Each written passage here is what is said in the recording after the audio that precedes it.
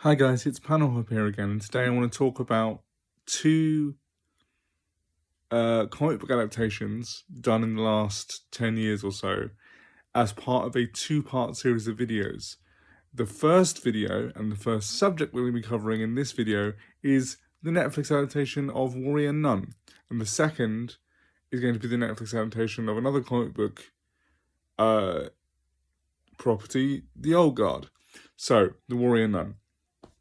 Warrior Nun, I've not read the comics, so we can't really talk about it as an adaptation, but we can talk about it as a show in itself. And I think I agree with the majority of people in that it's peak Netflix. So what I mean by that is it has a lot of the Netflix problems where it's a slow burn in order to keep you watching it, and it has a limited conclusion so that you'll subscribe for a second season, but didn't get it. So it has all those problems working against it. It is clearly has a high budget, higher than most TV shows, and it's very beautiful. Its use of Spanish locations is great. I love it, and I love the locations. But beyond that, it has a whole multitude of underwhelming problems that are kind of buttressed, if that's the right word. The show's problems are buttressed by really good production design and locations. So if you haven't seen it, it's about a young woman who lives in a Catholic orphanage. She's paraplegic, and then she basically kills herself, and which, because she's being raised in a Catholic orphanage, is seen as a sin. So she's going to be given an ignominious burial, and then a bunch of these nuns who are, in true comic book fashion, they're machine gun wielding nuns.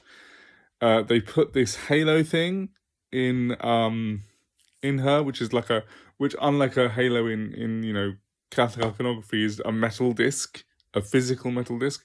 They put it in her, it resurrects her, it gives her superpowers, and then she joins these order of demon-fighting nuns to save the world. And it transpires over the course of the show that, the halo was stolen by the order as opposed to gifted from them by God, and they may not be fighting on the right side of this angels and demons battle. But as I said, a lot of that sounds cool on paper, but because it's a Netflix show, it has this terrible slow burn where nothing happens for a while.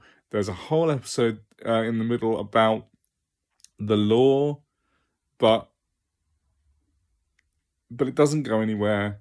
And, it's clearly aiming for a Buffy the Vampire Slayer vibe. It's not that, but it's aiming for that kind of vibe. And it is from the 90s when that kind of thing was in. But it just doesn't go anywhere. And then it ends, like all terrible Netflix shows, it ends on a cliffhanger, which just leaves you without answers. And it's just,